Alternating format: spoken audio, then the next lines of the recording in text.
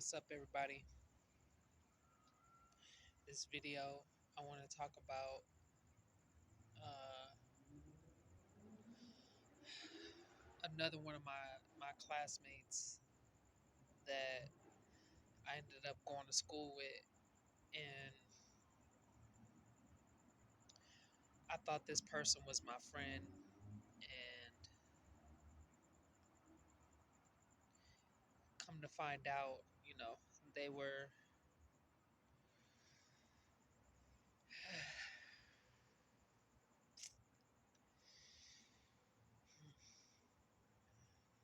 I guess it's kind of hard to talk about this person because, oh, just wanted to show y'all my shirt real quick. Yeah, Planet Fitness. I don't work there. I have the shirt, but I just wanted to promote a healthy lifestyle and exercise. And this is yeah. Hey, hold on. I know this is like not really the appropriate time, but I thought wearing the shirt might as well say this real quick. Being someone that at one point in time struggled with being overweight, just struggling with weight problems in general, whether me being overweight or underweight, struggling with, eating disorders and, with depression. I just wanted to put in that quick little positive note before I go in that I showed y'all my shirt because I'm trying to promote a healthy lifestyle. And even though at times it's hard to maintain and I may come off as a hypocrite, I just want to promote it because healthy eating and exercise, can be the catalyst to great change. I mean, it's not easy, but it starts with one step. Even if it's just taking walks, even if it's just 5 push-ups a day, even if it's just eating one salad a week. And it's not always easy, but it's a miracle how eating healthy and exercise can change a person's life. And I'm not the most healthiest person in the world, but I can say that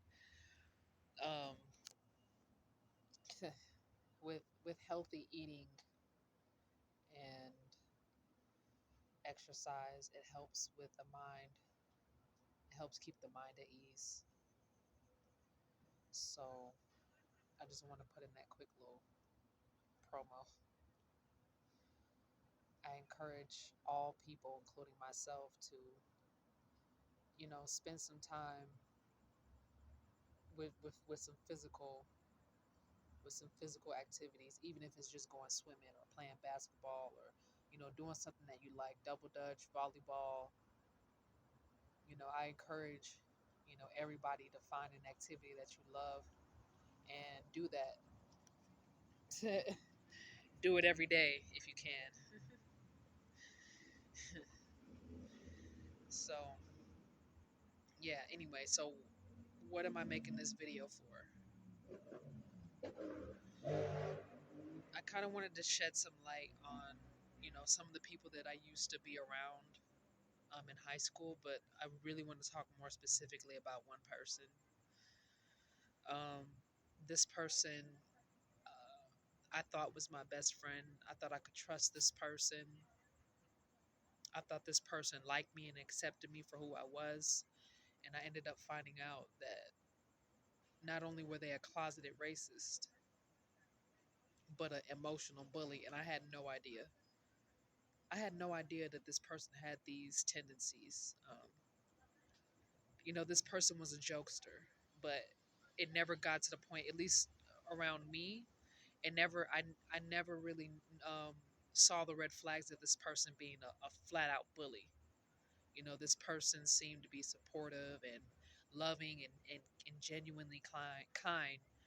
And as time passed and I got a little bit older and a little bit more wiser and mature, I started to realize that this person was actually very, very cold hearted. Like, and when I say cold hearted, I mean like very sinister, very sadistic, very apathetic.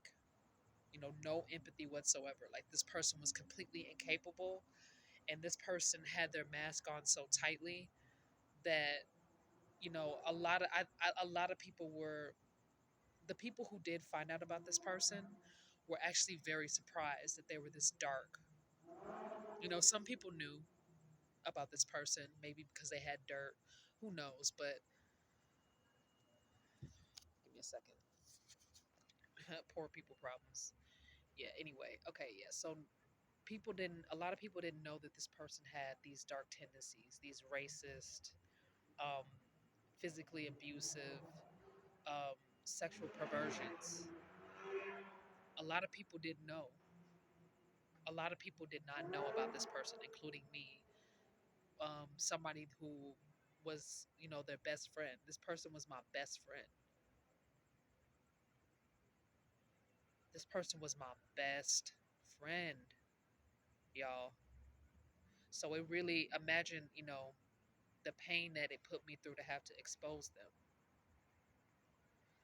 It really hurt me to have to, it's really hurting me to have to do this because I had nothing but love for this person. And I mean that from the bottom of my heart. I had nothing but love for this person. But,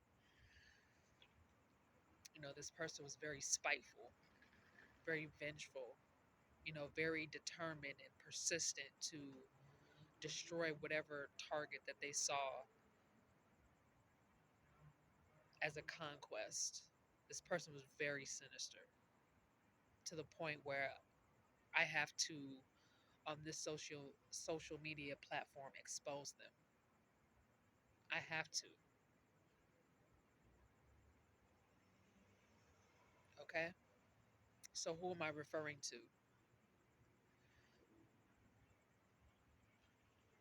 I don't know if you go. I don't know if you all know who this person is, if they're famous or if they're hiding in the shadows somewhere.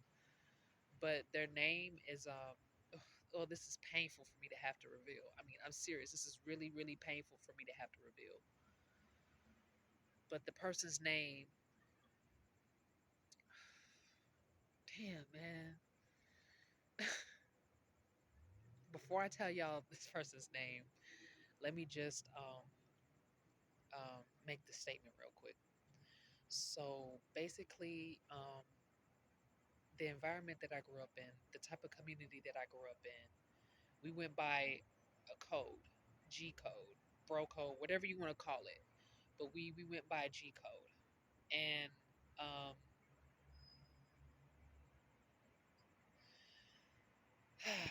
you're not supposed to rat on your homeboys. The no snitching culture. For those who don't know how powerful that culture is, for those of you who don't know, some of us have been taught this, by our parents and by our peers, and it was heavily enforced within the urban communities, and it's even become so strong of a culture where it's even reached suburban communities, where now everybody's saying no snitching, no snitching. And I mean, before all these traumatic experiences happened to me in my life, I used to be one of those people that utter those same words. And I thought that that policy was a code of honor. At least that was what I thought. I really did, and I believed it to the core. But see, that was before I started to become aware that there are evil people out there that prey on that very policy. There are people who intentionally go out there and cause harm, and the way that they avoid accountability for their behavior is guilt tripping someone to not snitch. And it's worked on a lot of us. How many of y'all have been baited into the no snitching when you knew that you needed to speak up? How many of y'all? Because I know I've been baited, and I've still been baited to this day. That's part of what took me so long to speak out, even when I started to remember certain things. When I started to remember certain things, it wasn't about me protecting the abuser. I mean, I understand why people would think that. A lot of people get the misunderstanding that, if you keep quiet, you support the abuser. I understand why people think that. I mean, and it's there's some truth to that, yes. But a lot of us do it because of fear, intimidation, and then, we think that we're doing the right thing by not snitching because it is, that policy has been embedded so deeply into our psyche that that's a lot of times what a lot of us are trained and brainwashed into thinking. How many times have some of y'all have been victims of a specific event, and the moment that you spoke out and told somebody, you may not have gone to the police right away, but you've told people, you've told enough people to where people know what happened, or people are aware that, you're speaking up and you're saying this and that, right? How many people have responded to you and said, well, if you go to the police, that's snitching? How many people have come to y'all and said that very statement? I can probably bet stacks on it that a lot of y'all have had people do that. And then on top of that, some of us have been actually threatened. So it wasn't even just the guilt tripping. It was the blatant, disregard for our trauma. And, a lot of us have been like been given death threats about staying quiet.